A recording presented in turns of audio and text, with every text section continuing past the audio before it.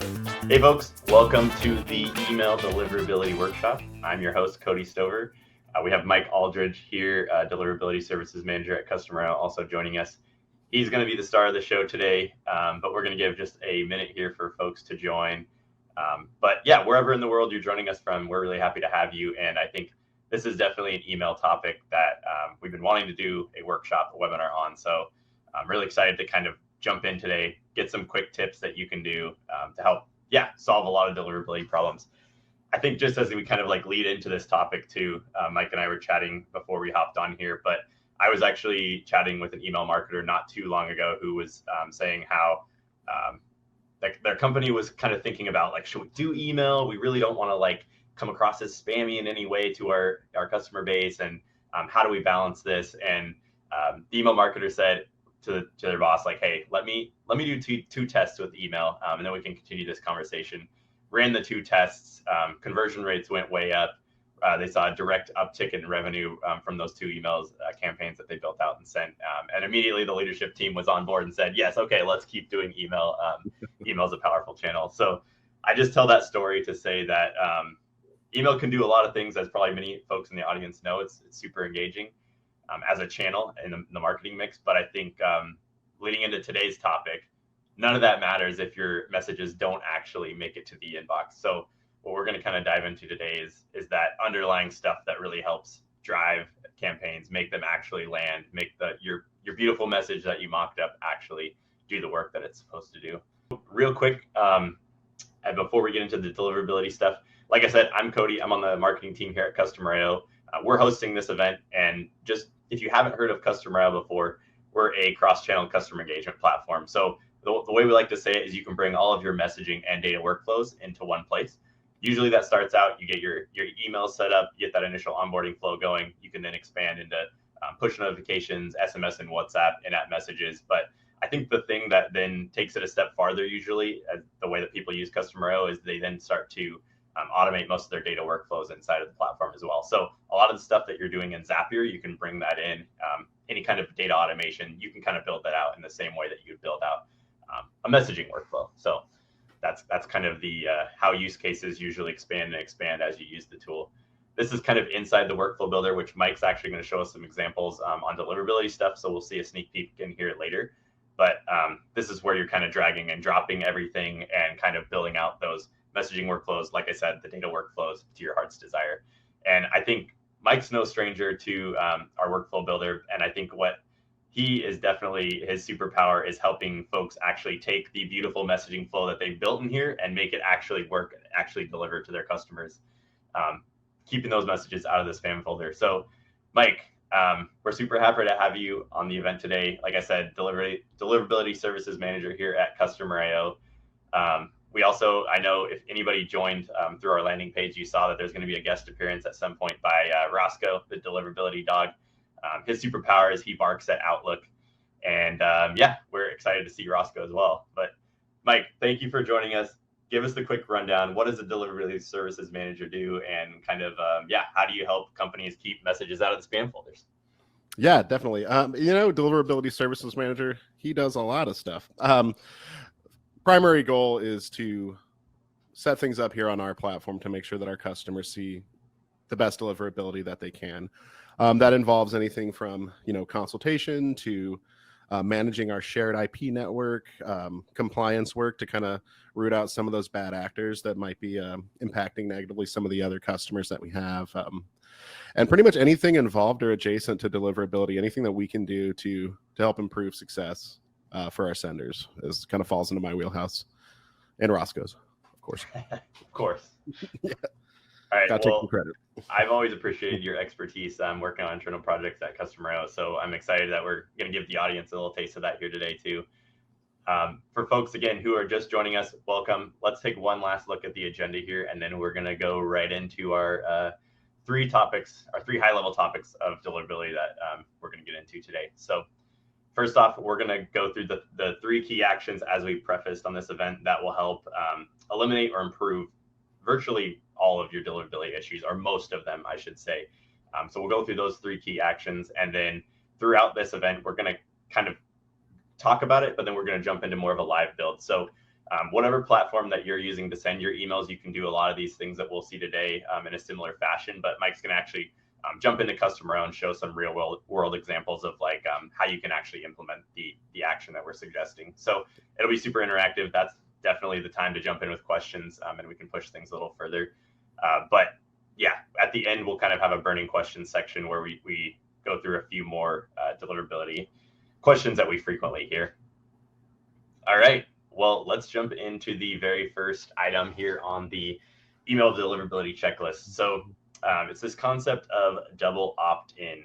Mike, what is double opt-in and what does it impact on the provider inbox side of things?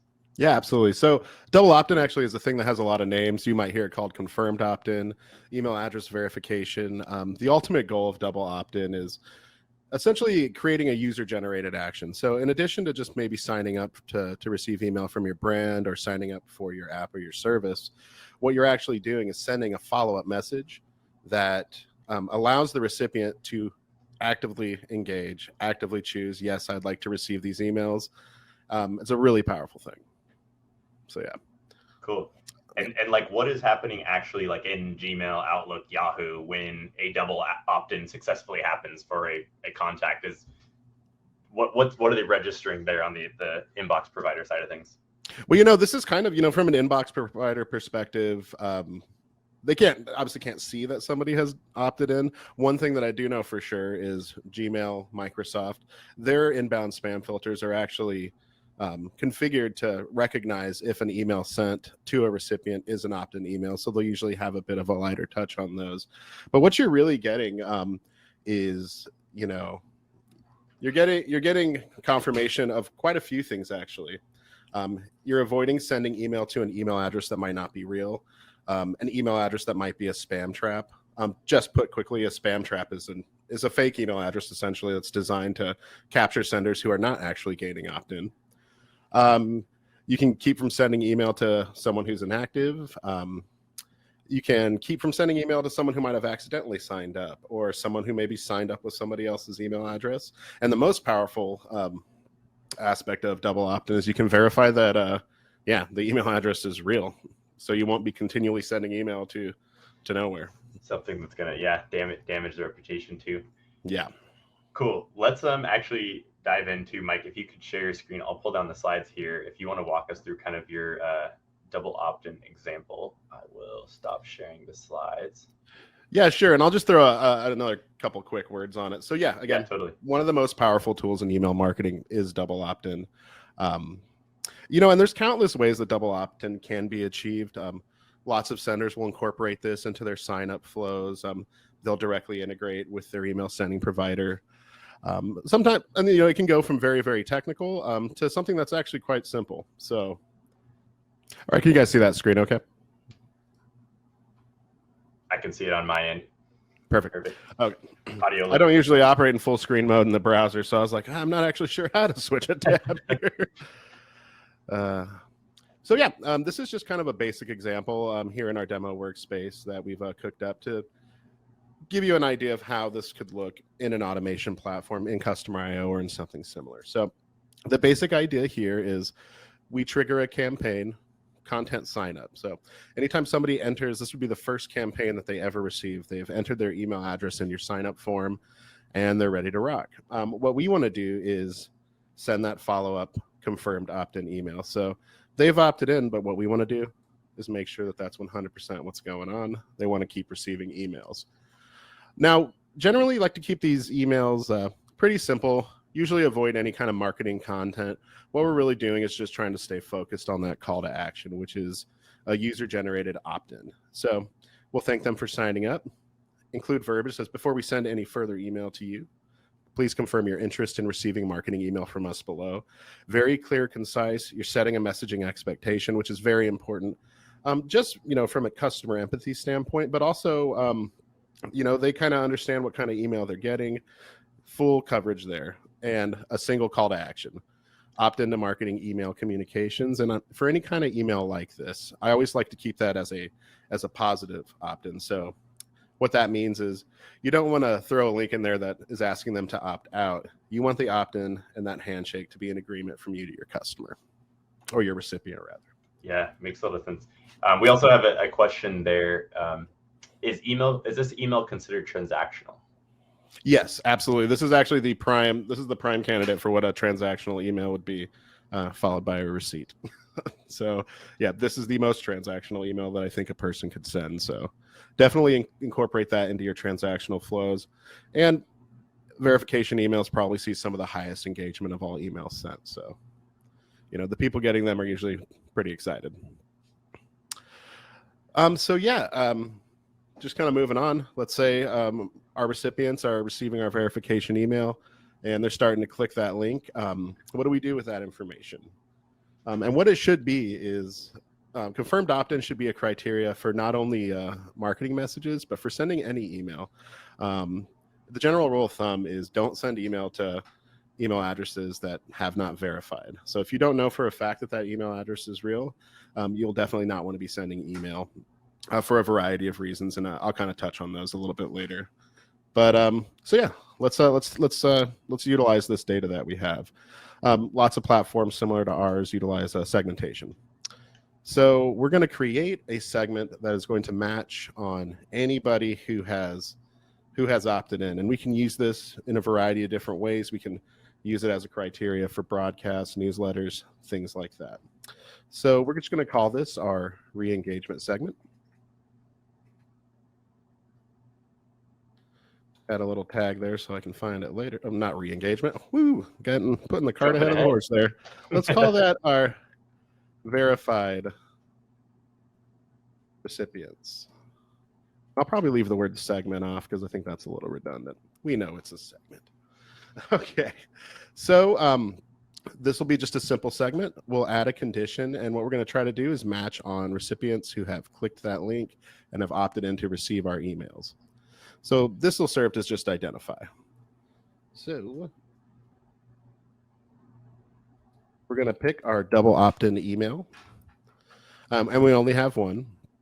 And we only have one link in that email. So, and you can go a little bit more granular if you want it on a specific link, but we know for a fact that there is only one link in that email. So if they click the tracked link within the double opt-in email, our segment is going to match on that recipient. And we'll go ahead and save changes there. Okay, so that's cool. We've identified our recipients with a segment who have opted in. One cool idea though is to take it just like one step further. So while we do have a segment and we have identified those recipients, I think the verification status is something we generally want to make a part of that customer identity. So with all of the data points that we have for a profile, we call them attributes in Customer IO. I'd really like to add an attribute that is just a permanent yes or no. Is this person opted in? That's going to be a part of all the other data that we have for that recipient. And we can actually achieve this with a campaign. So basically we'll build a campaign that's going to be triggered by the people who've matched with the segment that we just created. And it's just going to go ahead and update an attribute to verify that they are indeed opted in. So we'll just call this attribute update, verified email addresses. Alrighty, so we're going to create that campaign. We're going to update that attribute. So we're going to trigger it when a person moves in or out of a segment. That's going to be the segment that we just created. I'm going to add that segment condition. So verified recipient. So anytime someone signs up and enters that verified recipient segment, they're going to pop into this campaign here. All right, we're just going to keep that at the general default here. And you could set a goal. So you could create yet another segment that, matches on people who successfully update the attribute. Kind of depends on how granular you want to track that. But since this is kind of a nuts and bolts campaign, I'm going to go ahead and skip the goal for now. We're really just kind of doing some data work here. So, all right, so here on our workflow builder, we see our trigger and verified recipients. What we're going to do now is we're going to drag a little... What's the actual term for this? These little attribute update. I think, and two, as we were leading in about talking about customer, it was kind of like a way you can automate some of these data workflows. Like this is a cool example of kind of a simple way that you can jump in and do this as well. So yeah, attribute Yeah. update.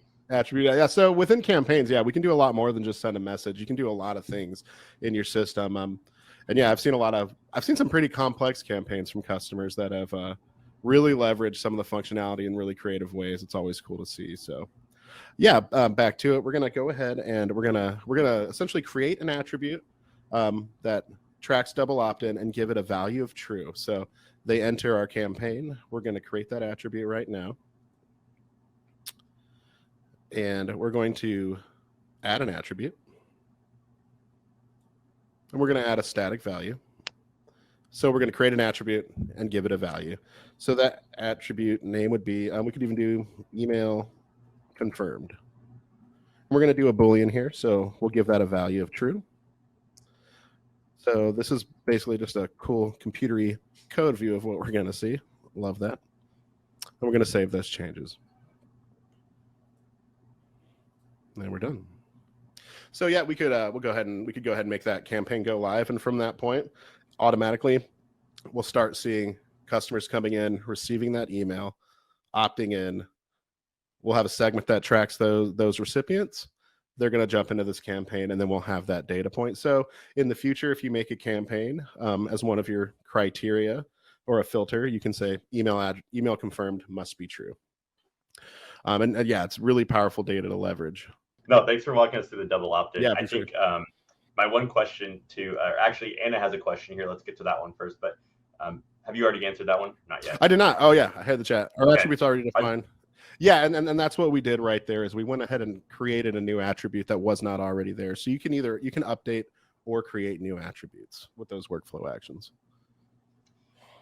Yeah, and I think I run a lot of our email campaigns based on similar kind of workflows to that on if they've come in through some content, if they've opted into something else, and having that global attribute there just is so easy in the future to quickly go in and create a segment that says, if they've opted in, let's pull them in. If not, let's pull them out, and just add that to a lot of different segments so that you kind of can easily find that group that you know is going to, one, improve deliverability, but two, people who actually want to get your stuff. And there's going to be a higher likelihood that they're actually going to click on that marketing message that you're sending or whatever it is that's there. So yeah, I love double opt-in.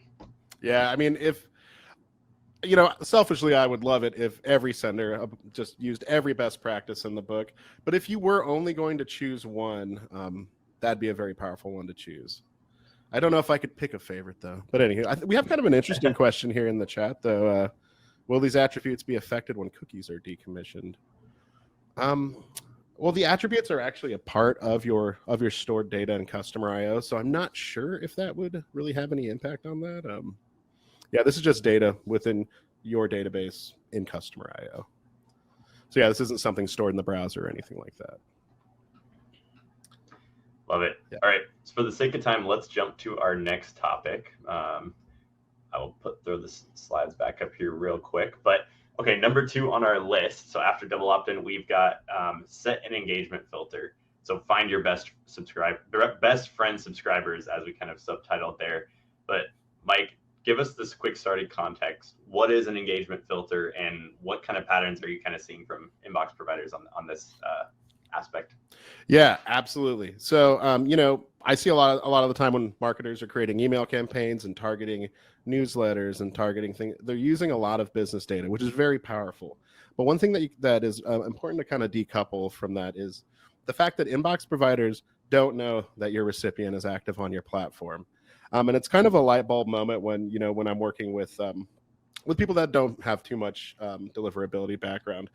Really, all that matters to inbox providers is your recipient's engagement with the email that you're sending.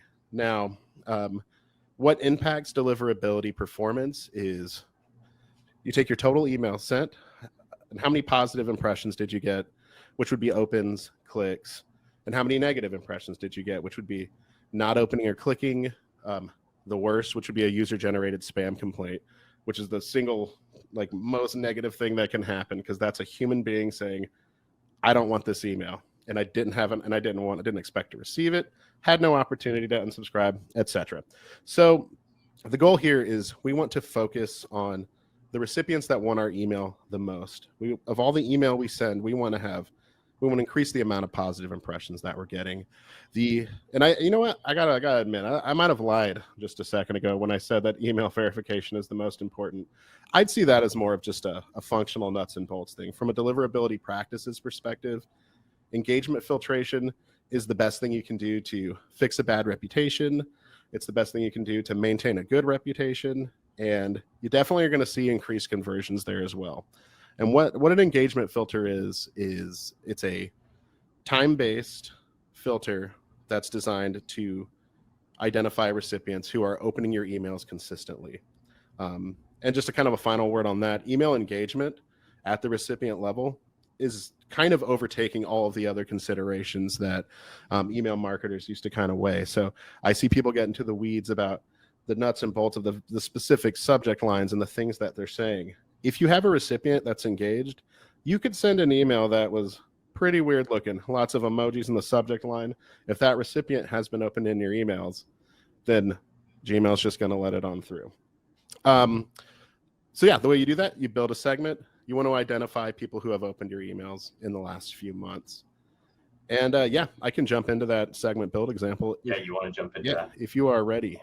Throw it on the slides. Yeah, just as you're pulling them up, this screenshot that you've been looking at too was one that I pulled from my Gmail spam folder. I don't actually even remember. It was actually a reputable company that was sending. I don't think I ever marked them as spam manually. And so, yeah, Gmail had picked up that, 8 emails in a week and no opens or clicks was something that probably I wasn't wanting to receive or wasn't engaging with or wasn't interested in at that moment. So, yeah, that was one that I just popped in there and saw recently. Well, that's actually a little tidbit here. It's actually a perfect example of something that I was explaining to a buddy of mine the other day. And yeah, I was talking about deliverability with my buddy. I'm probably insufferable, but that's just the way it goes. But with Gmail specifically, and I will mention, I mention Gmail a lot when talking about best practices because they are the largest inbox provider in the world. Not for every sender, but for most senders, they're going to represent the largest chunk of your recipient base. So with that in mind, Gmail actually has, you can kind of think of it as 2 spam filters. They have I'm going to do this, the global spam filter, which is designed to catch the obvious things. Unauthenticated email, someone with a bad reputation isn't going to come through that global filter.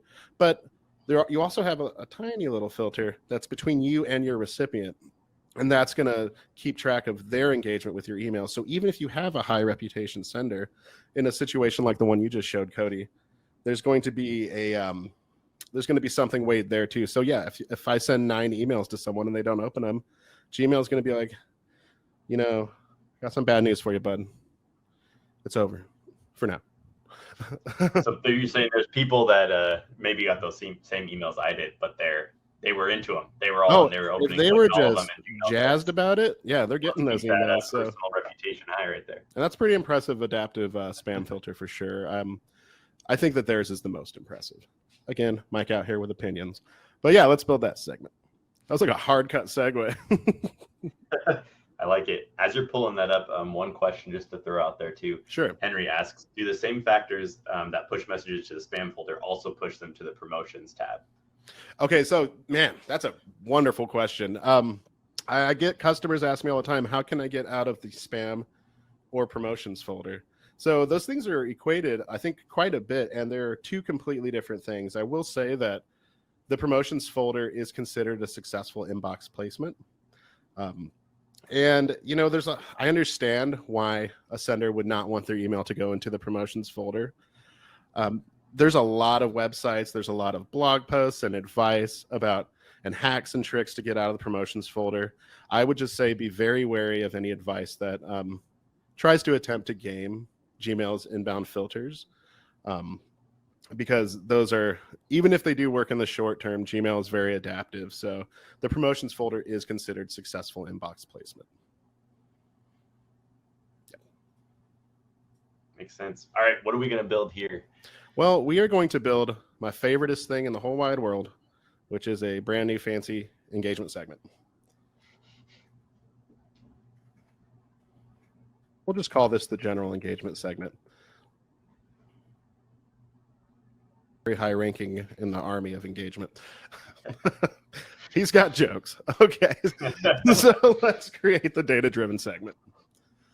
So what we want to do is we want to identify recipients that are engaged. Now, a quick word on the time frame here.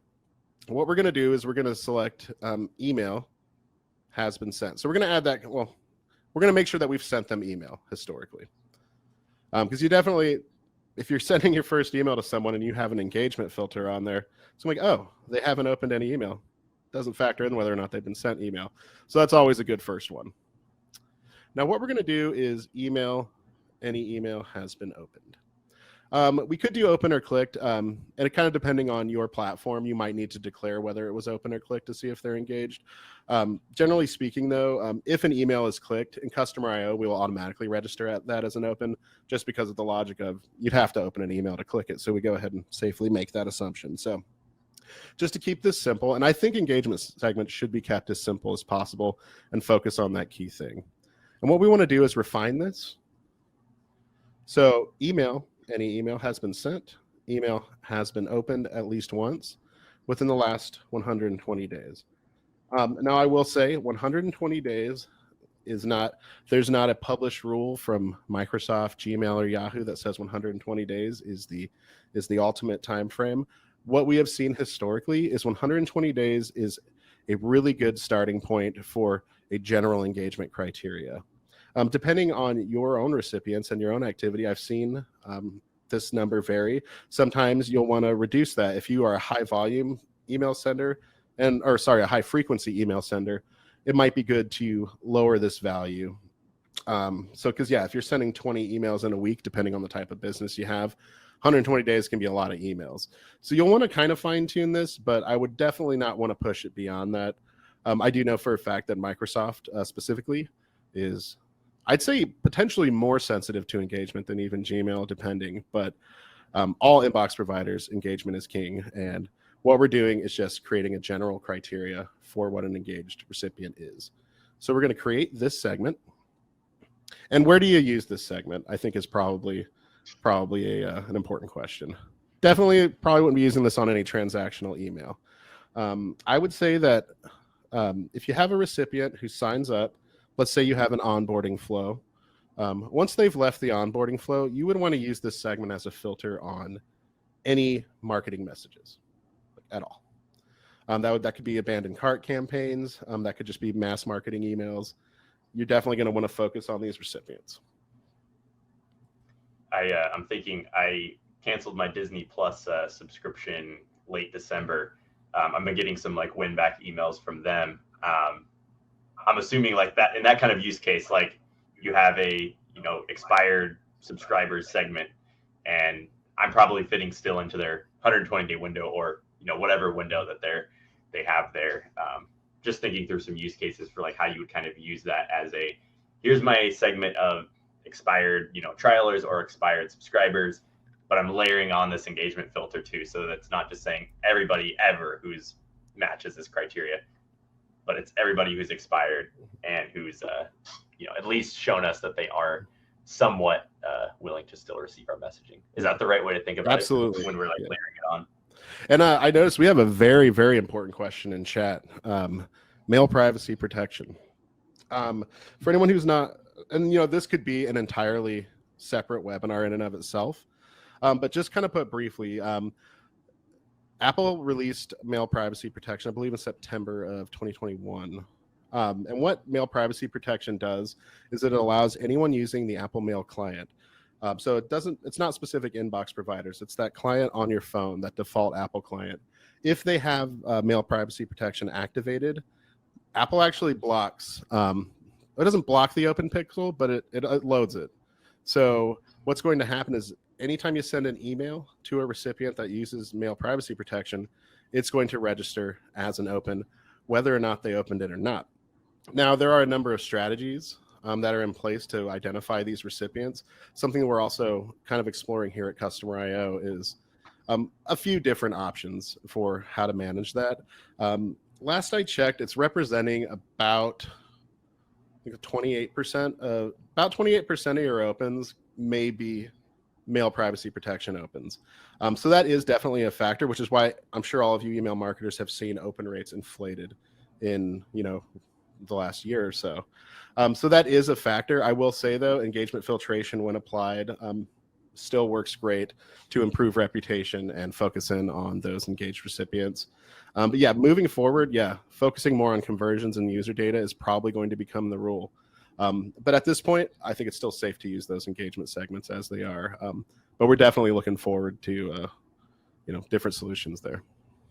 Yeah. So as a general rule of thumb, like that's still gonna, by and large, help improve deliverability quite a bit than if you had no engagement filter and you were blasting it out to people who blasted something 4 years ago. Correct. Even if there's a little bit of Apple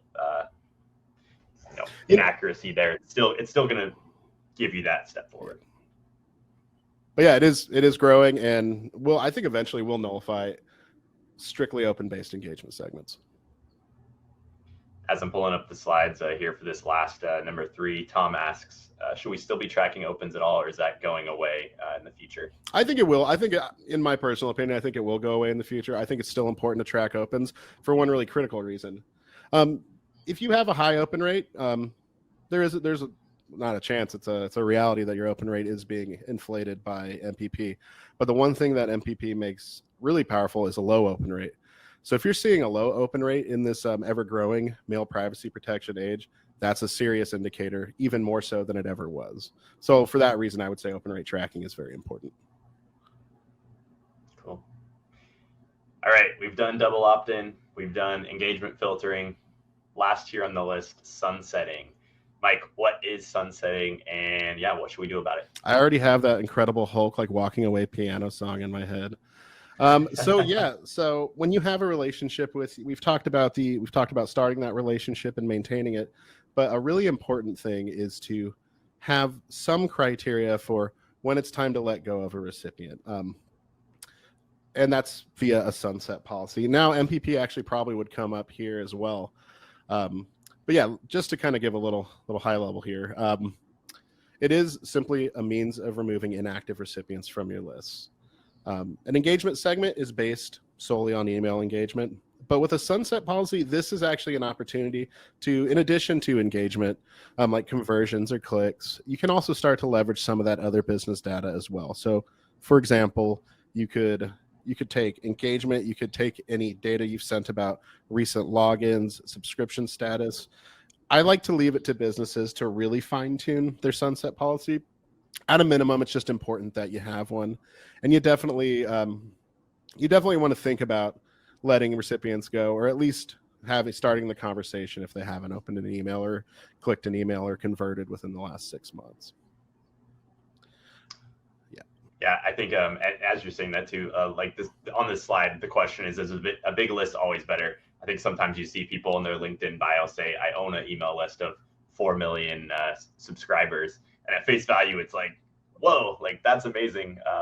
But if I'm hearing you right, it's not necessarily owning a giant list. It's making sure that you also know when to say goodbye to somebody who's in that list. Yeah, I definitely have winced at a few of those. Oh man, because you could have an email list with 10 million subscribers that has been built over sometimes decades, depending on the age of the company. But you could have a large chunk of those email addresses might not be active anymore. These could be recipients that forgot who you are. These could be recipients that went off the grid and aren't even using computers anymore. If I knew that somebody had an email list of 10 million that was verified, actively engaged, I think that would definitely be something to brag about for sure. I mean, it's a weird thing to brag about, though. Let's just say the size of your email list. Just to kind of bring us back into reality a bit. Like if somebody opened with that, I'd be like, all right, that's good on you, bud. All right, so I know you have an example too for sunsetting. Do we want to transition to that, or did you have anything left on sunsetting before we jump into that live build? Yeah, so just kind of to restate, your business-specific sunset policy is just that. It's really just a matter of having one. But what we'll show today is kind of a basic example of what that might look like. I think you mentioned too the imagery of sunset. It's not this breakup. It's a nice ride off into the sunset. It can be a positive thing. And a sunset policy, I think, is something that we can also leverage. So what I'm going to do here is I'm going to build a sunset segment and kind of give us an example of like what can we use a sunset policy for? Is it just a deletion criteria, or can we use it for something else? So we're going to have our sunset policy.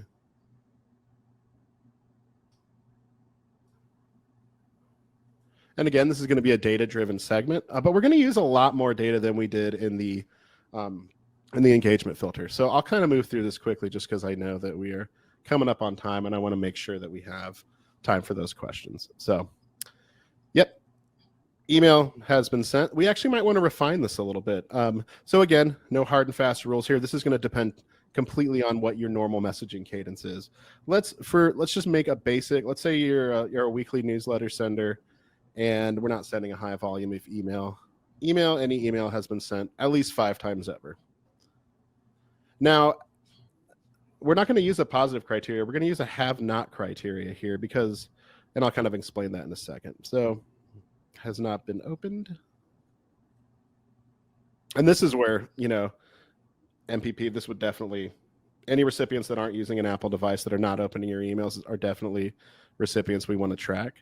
And now what we want to do is we want to do a 6-month time frame. Again, this is an example. This value may vary depending on the behavior of your customers, but 6 months, I think, is a pretty generous time frame to give for someone who's not interacting with your email. And this would be used in conjunction with your engagement filter as well. And we see a little alert here in Customer IO. What we're just mentioning is that a customer has to exist for longer than 180 days to even be rated against this condition. So this really is going to track those older recipients that have actually been on your list for a while. We're going to add a few more conditions. Those clicks. Just continue refining that. And you could add conversions. You can add all kinds of things. So let's say I wanted to find customers that have not performed an event in a while. So let's say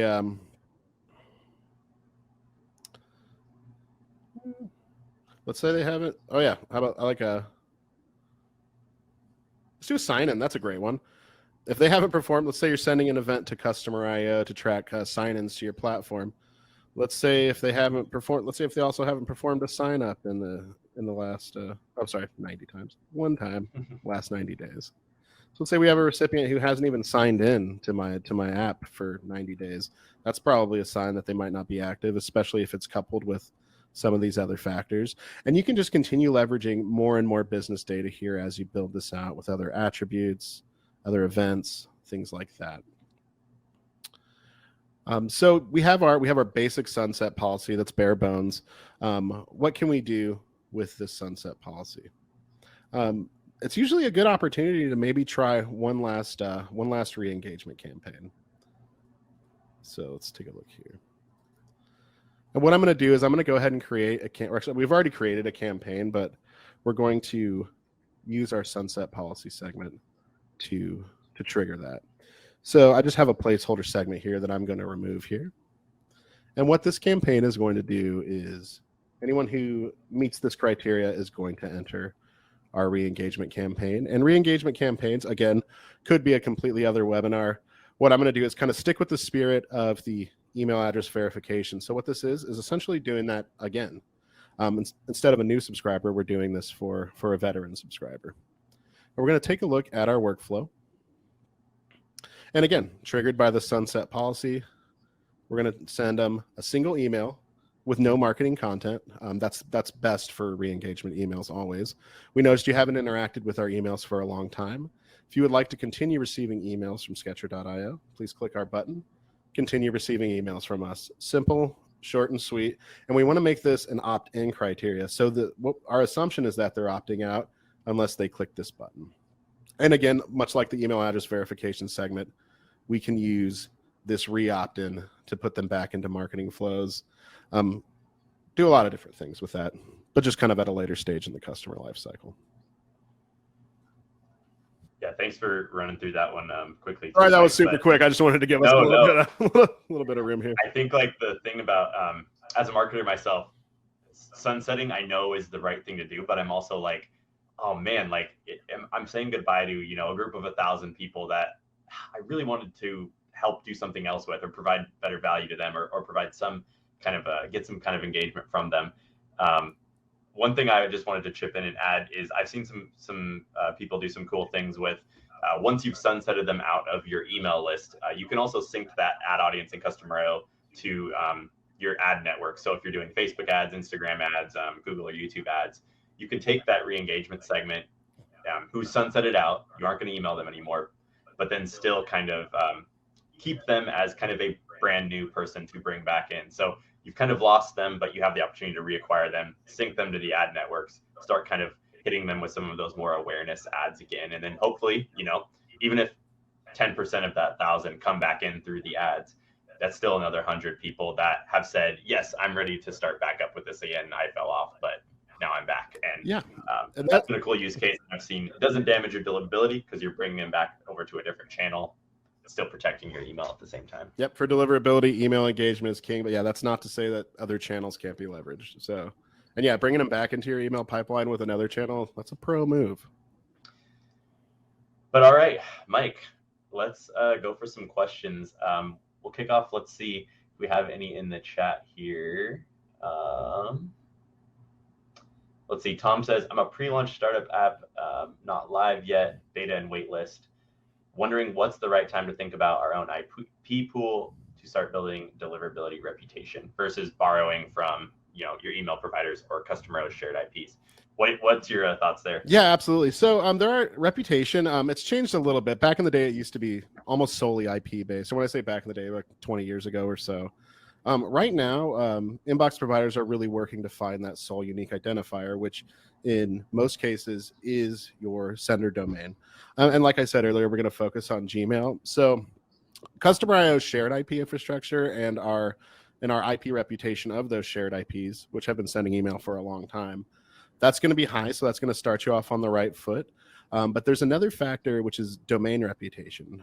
So as far as like using your own IP, that's going to be entirely volume based. I would say, and again, no hard and fast rules. As you're starting to approach 250,000 emails in a month, that might be the time to start thinking about a dedicated IP. More is better, and we always are happy to consult on like the fine tuning of how many IPs you need versus your email volume. One thing I will mention though is you will want to establish your sending domain slowly as well. Let's just call it over the course of 2 to 3 weeks as you're starting to send email. Start small from your domain, 50 emails, and then maybe double that every day. Pay attention to your metrics as you're sending those emails. As you're building your email list, set those messaging expectations so that your future recipients can expect those emails that you're going to be sending to them. But yeah, I'd say once your domain is ready and your volume gets to that 250K mark, it might be a good idea to start looking into a dedicated IP. Awesome, folks. Post your comments there in the chat. We actually have some that we got from the email community as well. So as we're waiting for more questions to come in, Mike, here's one. What are DMARC, SPF, and DKIM, and how much time and focus should folks be putting on these technical aspects of deliverability? Well, the cool thing about these aspects is these are kind of things that once you put in place, generally don't need to be touched on or thought of in the future. SPF and DKIM are basically two records that you apply to your DNS settings for your domain. The goal of both, and they both achieve this in different ways, and we could again do a webinar about the nitty-gritty technicals of SPF and DKIM, but put simply, they are a means of proving that the sender of an email actually owns that domain. These are referenced by inbox providers, so they're going to check SPF and DKIM. They call it alignment. DMARC is an extension of that. DMARC is a security policy which tells inbox providers what to do. It does two things. One, it tells inbox providers what to do if there's no alignment, which you actually declare in a separate DNS record. You can say do nothing. You can do quarantine, which puts it in the spam folder, or you can tell inbox providers to bounce those emails with reject. Another thing that DMARC does is you'll get a daily digest sent to an email address that you declare of any IPs that are sending email from your domain or attempting to, and what the SPF and DKIM failure is thereof. So that's basically what it is. At Customer IO, you have to set up SPF and DKIM to even send email. Because it is so important, we make that a hard requirement. But once you've actually got that stuff configured, it's you're good to go as far as authentication, assuming that you don't delete your DNS records, which does happen. This is an important time to mention, though. DMARC is an important. It does impact deliverability in that if you have someone sending email on behalf of your domain, it can be, it can definitely damage your sender reputation with some inbox providers. I will say this though, just having a DMARC policy does not fix deliverability issues that are caused by reputation and other best practices things. It's not going to be like a magic switch. It is important to deliverability, but it's not going to make or break you if you're already experiencing issues caused by other things. I'd see it as more of a security policy and just kind of a forensics way to gather that data and spot some of those bad actors. Got it. I'm glad I got to say that to the audience because I was screaming from the mountaintops. No, that's great. For the sake of time, I'm just going to keep jumping to more. Magdalena in the chat says, I see more and more emails recently that include only images but no text. It used to be said that it's risky in terms of deliverability. Has anything changed there? No, actually, image to text ratio, I'm not going to give exact numbers because I think that would be disingenuous, but I will say emails that are only images, to think about what they do still create deliverability issues. And the reason why is what spam filters are ultimately trying to do at the end of the day is take your email that you've sent to your recipient and run it against emails that are known spam emails or have known indicators of being unwanted, be it phishing links, image-only emails. Very often you'll have a single image in an email and spammers will make the entire image clickable and lead to like a shortcode URL or something like that. So yeah, when I say like content isn't as important, these kind of nuts and bolts things are. So you definitely are going to want not sending emails that are just one image because it's usually something done to obscure something else. And most of the higher level spam filters are pretty wise to it. Some of the more on-off spam filters, the third-party ones, might just flat out reject the email without weighing anything else. So I would say avoid having emails that are just images. Awesome. Thanks for the question, Magdalena. And if anyone else, put those in the chat. We're going to jump to one of our preloaded ones here. But okay, spam words. Heard of that being recognized and filtered by email providers. I think we talked about this a little bit, but how real is this and what are some examples of things I should avoid? In the modern times, reputation is king. So it's like, I'm not going to say that content is not a factor because it definitely can be. But when they're talking about emails that get kind of flagged for spam because of content, it's got to be pretty egregious. Like, if you're talking about like banking information or talking about social security numbers coupled with like offers and things like that, I would guess that a spam filter might flag that. But what content really does is think of spam filtration and thinking about it with Gmail. Not an on-off switch generally. What it's going to do is essentially using hundreds of different criteria that are not public. It's going to score your email in a number of ways. So I have definitely seen instances where a sender with a high reputation could probably send an email that's a bit greasier from a content perspective. They'd probably have more success than a low reputation sender sending the same content. So I would say it's a factor, but it's not the factor. I love that term, greasier. Is that a technical email deliverability term? It is now. All right, folks, we've got 3 minutes left. So if you have any last questions, put them in the chat. Oh, otherwise, we have a dog. We never saw Roscoe. Here, stand by. I'll grab him. I just while Mike's doing that, this last question that talks about like the reduction of your list. Actually, let's cut to Roscoe. There he is. Oh, come on, man. We're on camera, buddy. Yeah, he didn't really have anything to add. He just said that everything we've talked about is great. So got that verification. Say bye. We got a Roscoe appearance. I'm glad we thought of it. Yep.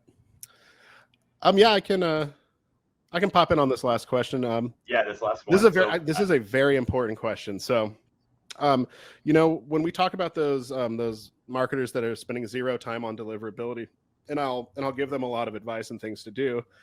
Sometimes I'll get I'll get the marketer writing back and saying, hey, you know, I brought this to my leadership team and they're not stoked because this, you know, if we're cutting out people that haven't opened an email in a year, etc., that's half of our email list, kind of tying back into the 4 million email list. And one thing that can be very helpful here is if you're struggling to get buy-in for applying these kinds of filters, maybe just kind of offer to, let's just do like a trial. So maybe a small subset of an audience, try it with the email engagement filters, try it with, you know, more fine-tuned deliverability best practices, and then track those conversions on, because tracking conversion, I mean, that's what this is all about. We're not out just trying to send emails. We want those emails to do something for us. So, you know, maybe get some data that's kind of off to the side, that's like, obviously with permission from your organization, of course. And you can definitely kind of show that email engagement is going to be higher. Those click-through rates are going to be higher. That's helped marketers I've worked with sell these ideas pretty effectively, you know, historically. So, and I do get that. And, you know, it's always great to kind of just like understand why some people in your organization might not understand this topic. It's more people know about it than they used to, but it still is kind of magic beans to a lot of people. So it's understandable when it happens, but, you know, maybe just be a little strategic about it and kind of show it. Yeah, bring some numbers. Numbers don't lie. Nope. All right, Mike. Well, we're at time. Thank you so much for bringing your expertise here. This was really fun, and really fun. We got some good questions from the audience as well. Well, awesome. Everybody in the audience, thank you so much for coming. We appreciate it. Our next event is February 16th. We're actually going to be talking to a panel of email marketers. It's going to be a healthcare-focused panel, but regardless of industry, there's going to be some best practices thrown in there. So look for that one, and we hope to see you again soon. Thanks, everybody. Thanks, everyone.